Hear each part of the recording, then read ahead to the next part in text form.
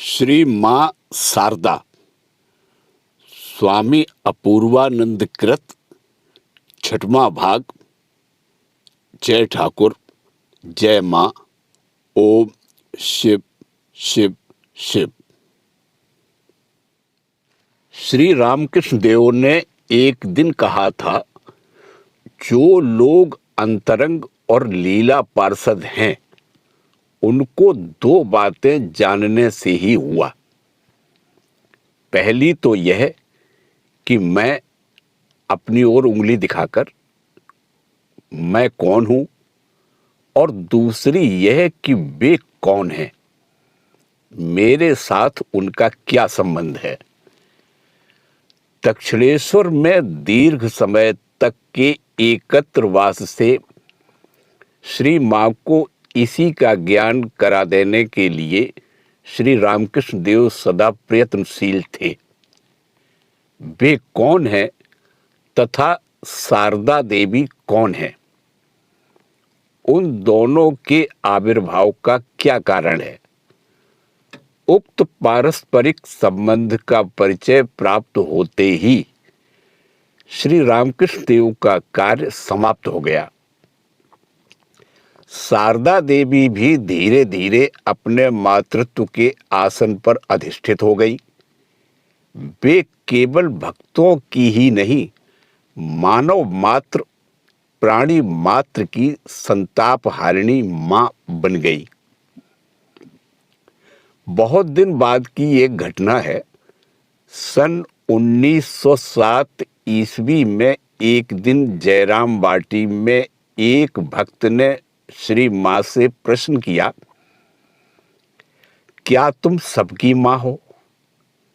माता जी ने उत्तर दिया, हां। अत्यंत विस्मित हो उस भक्त ने पुनः पूछा, जितने भी इतर प्राणी जीव जंतु हैं सभी की? श्री मां ने बिना किसी हिचकिचाहट के जवाब दिया, हां, उनकी भी। श्री मां के जीवन को माध्यम बनाकर श्री रामकृष्ण देव ने विश्व के सम्मुख नारीत्व का नवीन आदर्श और मातृत्व का अनुपम विकास स्थापित किया। नारी हृदय में मातृत्व की आकांक्षा एक चिरंतर अभिलाषा है। मातृत्व के विकास में ही मानव नारी जीवन की पूर्णता है। मातृभाव के प्रचार के निमित्त युगावतार की संगिनी के रूप से जिन विश्व जननी का आविर्भाव हुआ था, उनके हृदय में भी एक दिन मां बनने की अभिलाषा का उदय होना कोई आश्चर्यजनक बात नहीं है। किंतु उनके हृदय में वह मातृत्व की कामना देह सुख के छल को लेकर उपस्थित नहीं हुई थी। जीवन की परिपूर्णता के सौरभ रूप से ही उनका आविर्भाव हुआ था। अब हम उसी की चर्चा करेंगे। श्री मां जब जयराम बाटी जाती थी, तब उनके पड़ोस की महिलाएं उन्हें सुना सुनाकर कहा करती कि विवाहित जीवन में संतान का न होना महान अशुभ का लक्षण है। उनकी माता भी दुखित होकर प्रायः कहती, ऐसे पागल के साथ मैंने शारदा का विवाह किया, जिसने न तो घर गृहस्थी की न बाल बच्चे ही हुए। बेचारी को मां सुनने तक का सौभाग्य नहीं मिला। श्यामा सुंदरी की इस खेदोक्ति को सुनकर एक दिन श्री रामकृष्ण देव ने उनसे कहा, सास जी, इसके लिए आप दुख न करें। देखेंगी आपकी लड़की के इतनी संतानें होंगी कि वह अंत में मां मां की पुकार से घबरा उठेगी। श्री मां के हृदय में मां बनने की अभिलाषा का कैसे उदय हुआ था, इसका विवरण स्वयं उनके ही कथन से स्पष्ट है। कामारपुकुर और यहाँ जयराम बाटी की स्त्रियां हरदम कहा करती थी, मां बने बिना स्त्री कोई भी काम नहीं कर सकती। 5 स्त्रियों को किसी भी शुभ कर्म में अधिकार नहीं है। उस समय मैं बालिका थी। उनकी बातों को सुनकर मुझे दुख होता था और मैं सोचती थी कि क्या मेरे एक भी संतान नहीं होगी। दक्षिणेश्वर में एक दिन मुझे यह बात याद आई। जिस दिन मेरे मन में यह बात उठी, मैंने किसी से कुछ भी नहीं कहा था। ठाकुर आप होकर बोले, तुम चिंता क्यों कर रही हो? तुमको मैं ऐसे पुत्र रत्न दे जाऊंगा जो सिर काटकर तपस्या करने पर भी लोगों को नहीं मिलते। बाद में देखोगी, इतने लड़के तुम्हें माँ माँ कहकर पुकारेंगे कि तुम्हारा संभालना मुश्किल हो जाएगा। श्री रामकृष्ण देव की यह भविष्यवाणी किस प्रकार अक्षरशः सत्य सिद्ध हुई, श्री मां का जीवन ही उसका परिपूर्ण विवरण है। क्रमशः भक्तों का समागम अधिक होने लगा। श्री रामकृष्ण देव के लीला पार्षद तथा अंतरंग त्यागी भक्त दक्षिणेश्वर में उनके श्री पाद पद्मों के समीप एकत्र होने लगे। और भी अनेक भक्त स्त्री पुरुष संसार ताप से दग्ध और विविध दुख कष्टों से पीड़ित हो धूल कीचड़ से सने हुए पाप नाशन के श्री चरणों में उपस्थित होने लगे। श्री मां एक ओर सेवा रूप से श्री रामकृष्ण देव को जिस प्रकार तृप्ति और आनंद प्रदान करती थी, उसी प्रकार दूसरी ओर घूंघट के अंदर अलक्षित रहकर भी वे भक्तों की सुख सुविधाओं का भी विशेष रूप से ध्यान रखती थी। उनकी स्नेह कोमल अभय गोद विशेषकर स्त्री भक्तों के लिए एकमात्र शांति का स्थान थी। श्री मां भी अपना स्नेहांचल फैलाकर उसकी शांतिपूर्ण छाया से सबके तप्त अंतःकरण को शीतल बना देती थी। यह सौभाग्य केवल गौरदासी को ही प्राप्त नहीं हुआ था, वरन गोलाप सुंदरी, योगींद्र मोहिनी तथा और भी अनेक महिलाएं श्री मां का स्नेह स्पर्श पाकर धन्य हुई थी। गोलाप सुंदरी ब्राह्मण कुल में उत्पन्न हुई थी और बड़े घर की बहू थी। उनकी एकमात्र पुत्री चंडी का विवाह एक बहुत बड़े घराने में हुआ था। चंडी जब पित्रालय आती तब उसके साथ बहुत से संतरी सिपाही आते, मानो कोई महारानी हो। विवाह के अल्पकाल बाद उसका देहांत हो गया। अपनी एकमात्र पुत्री आंखों की निधि को खोकर गोलाप सुंदरी पागल जैसी हो गई। आहार निद्रा परित्याग कर वे शोक हरण के चरणों में आ गिरी। श्री रामकृष्ण देव ने उन्हें आश्रय दिया और उनके हृदय का शोक दूर कर दिया। श्री मां से श्री रामकृष्ण देव ने कहा, तुम उसे भरपेट खिलाना। पेट में अन्न पड़ने से शोक बहुत कुछ घट जाता है। एक दिन पुनः उनसे कहा, तुम इस ब्राह्मण महिला का विशेष ध्यान रखना, यह बराबर तुम्हारे साथ रहेगी। गोलाप सुंदरी तो वास्तव में भगवती की सखी जया थी। जगन माता की अंतरिंग संगिनी के रूप में मायक देह का अवलंबन कर उनका आविर्भाव हुआ था।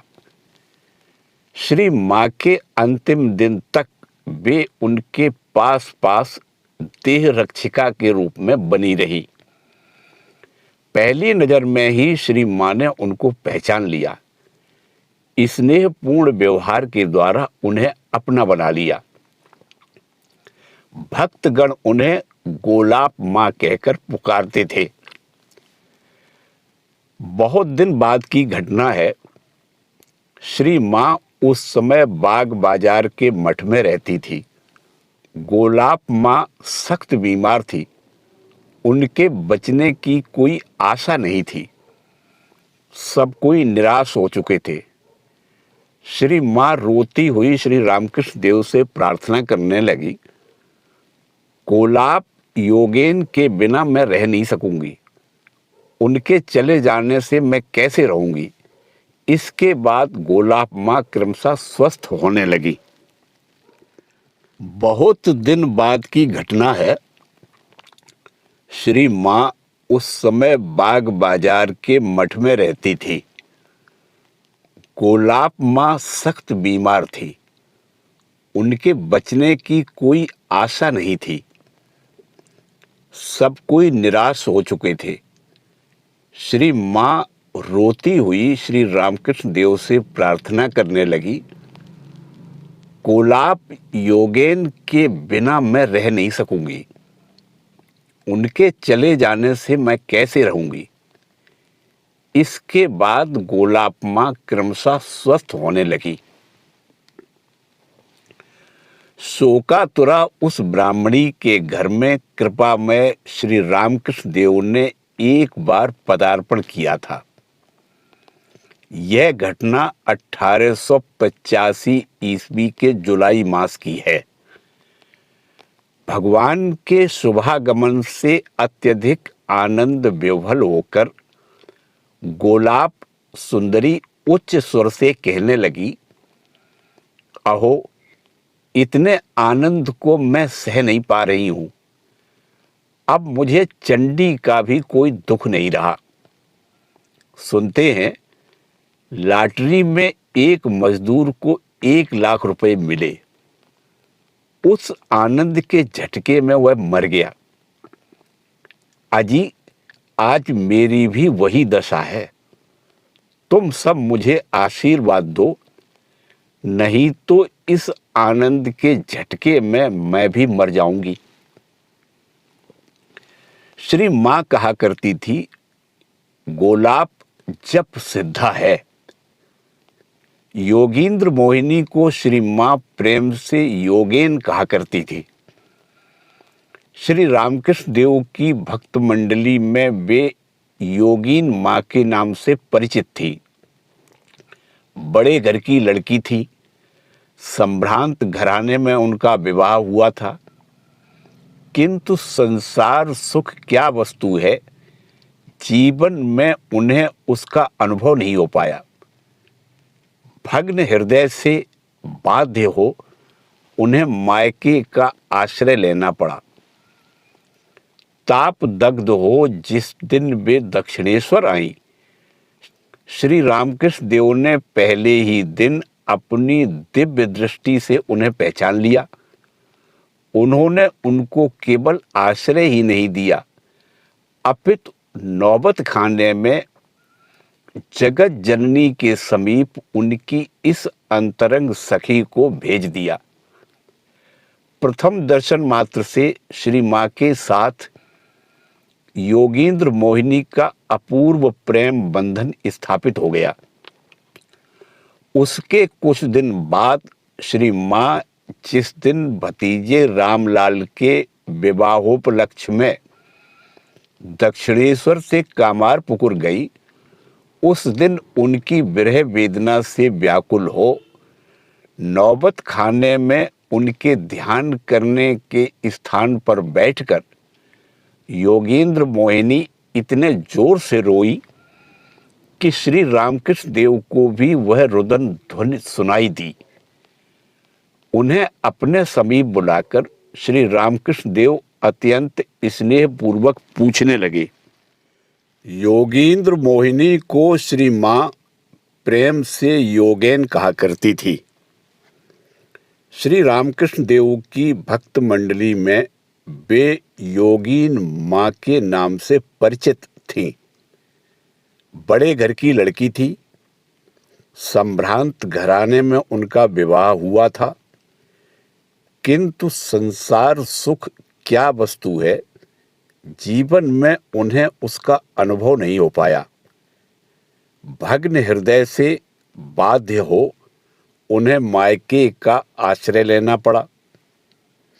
ताप दग्ध हो जिस दिन वे दक्षिणेश्वर आई, श्री रामकृष्ण देव ने पहले ही दिन अपनी दिव्य दृष्टि से उन्हें पहचान लिया। उन्होंने उनको केवल आश्रय ही नहीं दिया, अपितु नौबत खाने में जगत जननी के समीप उनकी इस अंतरंग सखी को भेज दिया।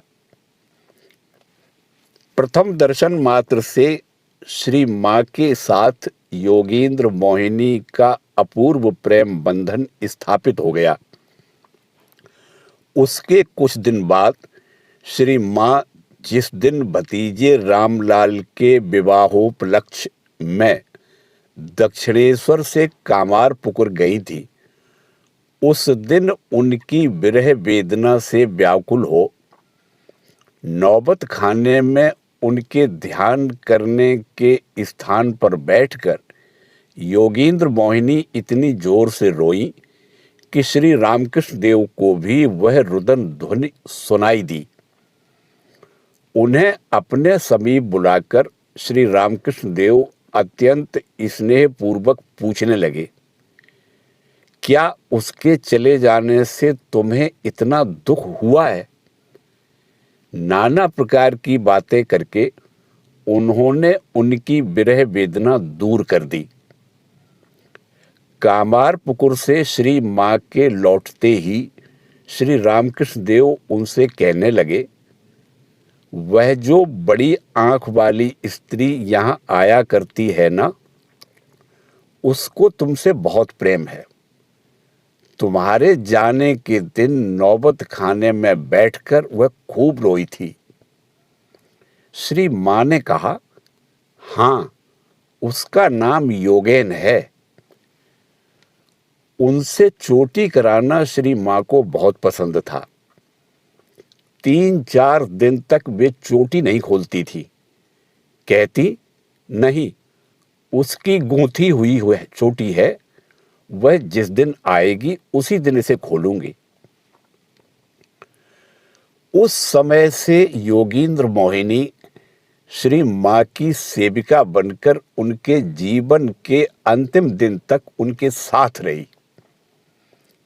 योगीन माँ के संबंध में श्री रामकृष्ण देव ने कहा था, योगीन साधारण स्त्री नहीं है, सहस्त्र दल पद्म की कली है जो जल्दी नहीं सूखती, धीरे धीरे खिलकर चारों ओर सौरभ बिखेरती है। श्री माँ नाना प्रकार से स्नेह ममता के अमीय स्पर्श से उसके हृदय को अमृतमय बनाने लगी। क्रमशः वे भक्त जननी बनी। श्री रामकृष्ण देव की ओर आकृष्ट होकर उनसे आध्यात्मिक चेतना प्राप्त करने के लिए भक्तगण आते थे। उसके साथ ही साथ नौबत खाने से भी उन्हें ऐसी कुछ अपार्थिव वस्तु मिलने लगी जिसके फलस्वरूप नौबत खाना वासिनी दैवी मातृत्व पर प्रतिष्ठित हो गई और उस समय से दिखने लगा कि श्री शारदा देवी मानो अपने स्वरूप को धीरे धीरे प्रकाशित कर रही हैं। वे भी श्री भगवती के रूप में श्री भगवान के पास आ खड़ी हुई। धीरे धीरे अपने स्नेह और ममता से वे सबको आकर्षित करने लगी। एक दिन नौबत खाने में बैठकर श्री माँ पान लगा रही थी। योगीन माँ उस समय वहां उपस्थित थी। उन्होंने देखा कि माँ ने कुछ पान विविध मसाला देकर तैयार किए और कुछ को यूं ही चूना सुपारी डालकर तैयार किया। विस्मित होकर उन्होंने पूछा, इसमें तुमने मसाला इलायची क्यों नहीं दी? ये पान किसके लिए हैं और वे किसके लिए? श्री मां ने हंसकर उत्तर दिया, योगेन, ये मसालेदार पान भक्तों के लिए हैं, क्योंकि उन्हें स्नेह पूर्वक अपना बना लेना है, और बाकी पान ठाकुर के लिए है। वे तो अपने हैं ही। दक्षिणेश्वर में नरेंद्र अर्थात स्वामी विवेकानंद आए हुए थे। श्री रामकृष्ण देव के आनंद का कोई ठिकाना नहीं था। नरेंद्र के लिए क्या करूं, उसे क्या खिलाऊं, इसी सोच में पड़ गए। अंत में बोले, तू आज यहीं रह जा। श्री रामकृष्ण देव का कंठ स्वर श्री मां के कानों तक पहुंचा।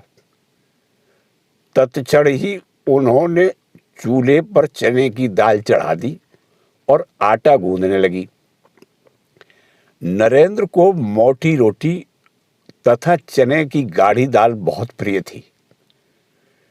नरेंद्र के भोजन की बात कहने के लिए श्री रामकृष्ण देव जब नौबत खाने में गए तो देखा कि रसोई पहले ही चढ़ चुकी है। राखाल अर्थात स्वामी ब्रह्मानंद जी खिचड़ी बहुत पसंद करते थे। उनके आने पर श्री मां उनके लिए खिचड़ी बनाती थी। भक्त रामदत्त, सुरेश मित्र इत्यादि सभी की अलग अलग रुचि थी। तदनुसार उनकी रसोई भी अलग बनती थी। सेवा रूपिणी श्री मां आनंद पूर्वक श्री रामकृष्ण देव और भक्तों की सेवा में निमग्न रहती थी। इधर श्री रामकृष्ण देव को केंद्रित कर दिन भर कीर्तन, नृत्य और भाव समाधि का क्रम चलता रहता था। श्री मां भी भाव विह्वल होकर सुनती, अतृप्त नयनों से उन दृश्यों को देखती। उनके हृदय में अमृतमयी शांति छा जाती। बीते दिनों की आनंद स्मृति में विभोर हो किसी भक्त महिला से श्री मां ने कहा था, कैसे अद्भुत महापुरुष थे वे ठाकुर। कहां तक कहूं, कितने ही लोग उनसे ज्ञान प्राप्त कर कृतार्थ हो गए। कैसे सदानंदी पुरुष थे। 24 घंटे हंसी, कीर्तन, विविध प्रसंग, गाना आदि चलता ही रहता था। अपनी समझ में तो मैंने कभी उन्हें निरानंद नहीं देखा। एक दिन बाग बाजार मठ में किसी ब्रह्मचारी ने श्री मां से पूछा, मां, ठाकुर के शरीर का रंग कैसा था? उल्लसित होकर उन्होंने उत्तर दिया, उनका रंग हरताल की तरह था। सोने के ताबीज के साथ शरीर का रंग मिलता जाता था। जब मैं तेल की मालिश करती तब देखती थी कि उनके सारे शरीर से मानो ज्योति निकल रही है। जब वे काली माता के मंदिर के लिए निकलते थे तब लोग खड़े होकर उन्हें देखा करते और कहते, देखो देखो वे जा रहे हैं। श्री रामकृष्ण देव की बात निकलते ही श्री मां मानो दूसरी ही व्यक्ति हो गई। बाद में त्यागी भक्तों में से कोई कोई दक्षिणेश्वर में नियमित रूप से रहने लगे। श्री रामकृष्ण देव उनके जीवन को बड़ी सावधानी के साथ संचालित कर रहे थे। उनके आहार विहार, साधन, भजन इत्यादि सभी बातों पर उनकी सतर्क दृष्टि थी। यहाँ तक कि कौन कितना आहार करेगा, इसका निर्देश भी वे स्वयं नौबत खाने में जाकर कर आते थे। अधिक भोजन करने से साधना में विघ्न होने की संभावना से ही वे इतने सतर्क थे। बाबूराम अर्थात स्वामी प्रेमानंद जी के लिए 4 तथा राखाल के लिए 6 रोटियों का निर्देश था। औरों के लिए भी इसी प्रकार की व्यवस्था थी। नौबत खाने से भोजन करके वापस आने पर श्री रामकृष्ण देव प्रत्येक से पूछते कि उसने कितनी रोटियां खाई हैं। एक दिन राखाल से पूछने पर उन्हें विदित हुआ कि उसने 7 रोटियां खाई हैं। यह सुनकर श्री रामकृष्ण देव एकदम चुप हो गए, क्योंकि उसके 6 रोटियां खाने की बात थी। दूसरे दिन उन्होंने बाबूराम से पूछा, अरे आज तूने कितनी रोटियां खाई? बाबूराम बोले, 6। श्री रामकृष्ण देव ने गंभीर स्वर से पूछा, इतनी क्यों खाई? बाबूराम ने उत्तर दिया, मैं क्या करूं, मां ने दी। यह सुनकर श्री रामकृष्ण देव विचलित हो उठे। चट्टी पहनकर सीधे नौबत खाने में जा उपस्थित हुए और कुछ उलाहना देते हुए बोले, तुम लड़कों को मनुष्य नहीं बनने देना चाहती, उनको साधु होना है। इस उम्र में इतना ज्यादा खाने से कैसे बनेगा? बच्चों के भोजन के बारे में इस प्रकार का मंतव्य सुनकर मां के हृदय को चोट लगी। वे वेदना भरे स्वर से बोली, एक दिन 2 रोटियां अधिक दे दी, इसलिए इतना सुना रहे हो? उनके लिए तुम्हें इतना सोचने की जरूरत नहीं है। अब से उनके भविष्य की देखभाल मैं स्वयं करूंगी। खाने पीने के बारे में तुम बच्चों से कुछ मत कहो।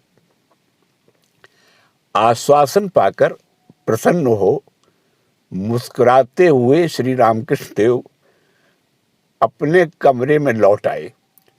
श्री मां धीरे धीरे अपने कर्म क्षेत्र में अवतीर्ण हो रही है। यह देखकर श्री रामकृष्ण देव मन ही मन विशेष आनंदित हुए। अंत तक श्री मां को सभी लड़कों की जिम्मेदारी अपने ऊपर लेनी पड़ी। दूसरे समय की घटना है। श्री मां ने कहा था, एक दिन मैंने बाबूराम को थोड़ा सा मिश्री का शरबत दिया। उस समय उसे पेट की बीमारी थी। ठाकुर ने यह देख लिया। एक दिन मुझसे बोले, तुमने बाबूराम को क्या दिया था? मैंने कहा, मिश्री का शरबत। सुनते ही वे कहने लगे, उनको तो साधु होना है, तुम यह क्या आदत डाल रही हो? इसी भांति त्यागियों की शिक्षा दीक्षा चल रही थी। एक ओर था श्री रामकृष्ण देव का कठोर अनुशासन और दूसरी ओर था श्री मां का कोमल स्नेहावरण।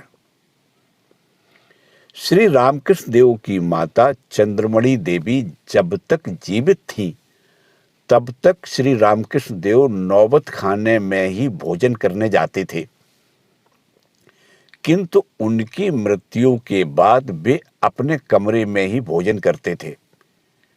श्री मां नौबत खाने में रसोई बनाकर यथा समय उसे थाली में परोसकर श्री रामकृष्ण देव के कमरे में ले जाती थी। उस समय अन्यान्य भक्तों को कमरे से हटा दिया जाता था। उनके समीप बैठकर विभिन्न प्रकार की बातचीत में उनके मन को लगाकर श्री मां बड़े यत्न से उन्हें भोजन कराती थी। रात्रि की व्यवस्था भी इसी प्रकार की थी। एक दिन श्री मां भोजन की थाली लेकर श्री रामकृष्ण देव के कमरे के बरामदे में आई ही थी कि एक महिला भक्त वहां आकर बड़े आग्रह पूर्वक कहने लगी, माताजी लाइए थाली मुझे दीजिए, श्री रामकृष्ण देव की थोड़ी सी भी सेवा करने का अवसर मिलने पर भक्तजन अपना अहोभाग्य समझते थे। उसका आग्रह देखकर श्री मां ने निषेध नहीं किया। मां के हाथ से थाली लेकर स्त्री भक्त उसे श्री रामकृष्ण देव के सम्मुख रखकर चली गई।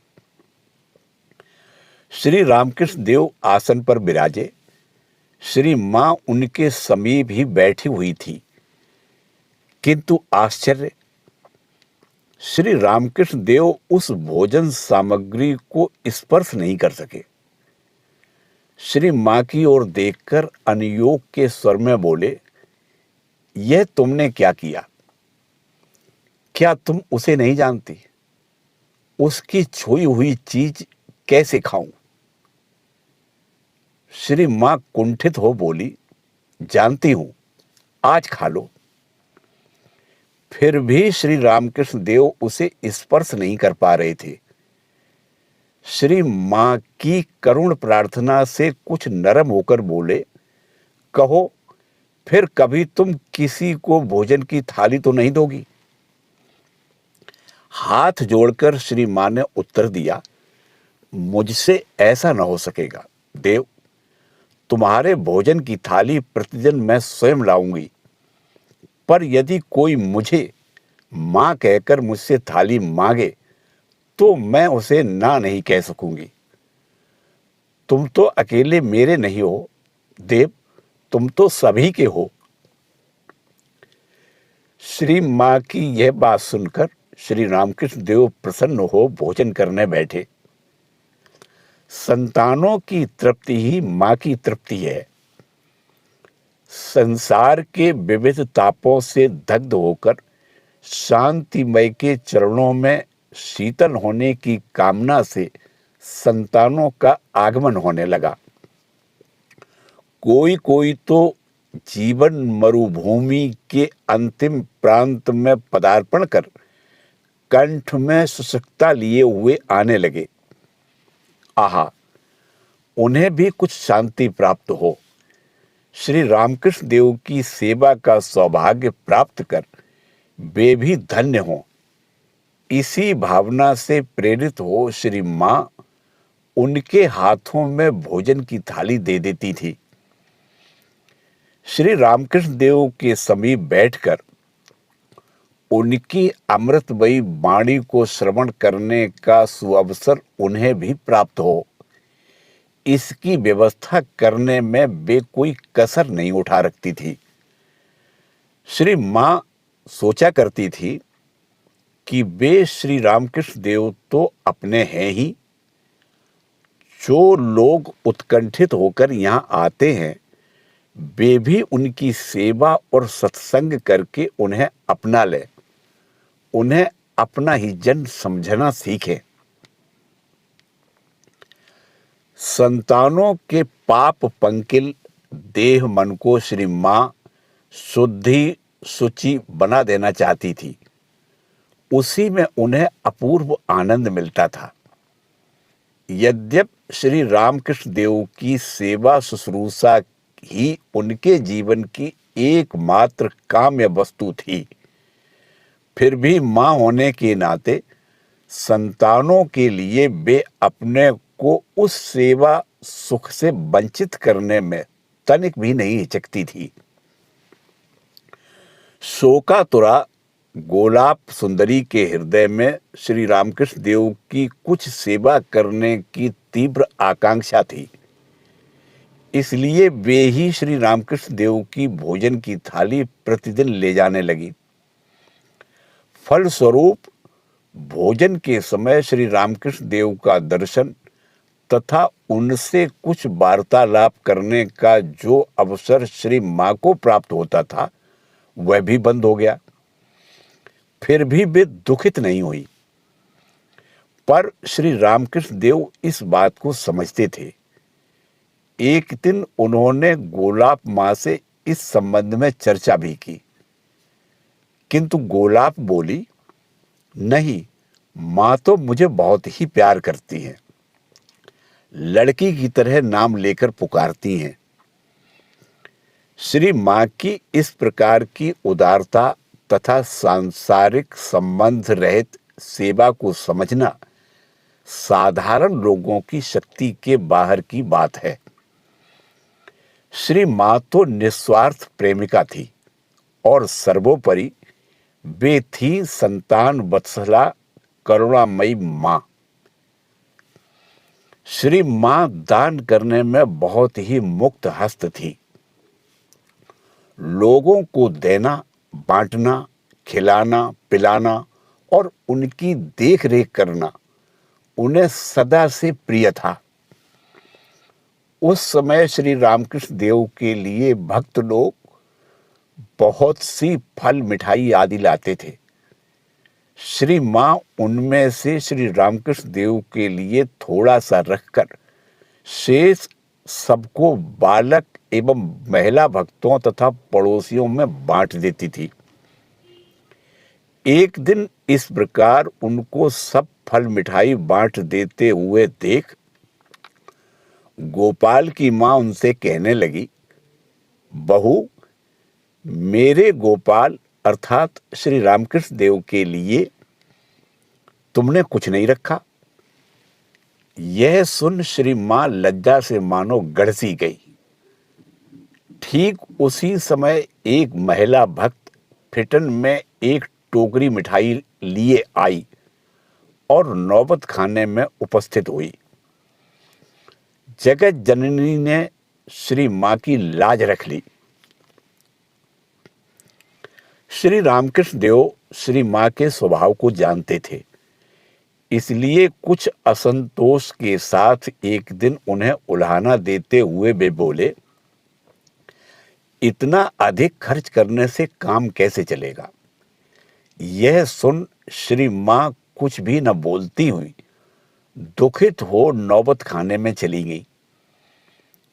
उनको इस प्रकार मुंह फेरकर जाती हुई देख श्री रामकृष्ण देव बहुत विचलित हो उठे और तत्काल रामलाल को बुलाकर कहने लगे, अरे रामलाल, जल्दी जाकर अपनी चाची को शांत कर।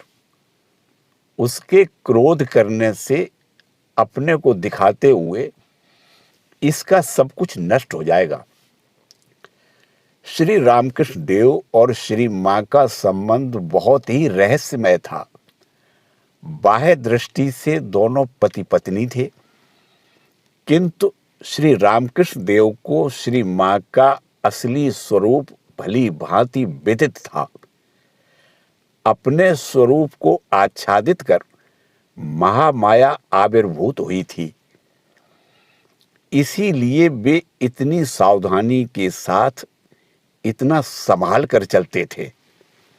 जय ठाकुर, जय माँ।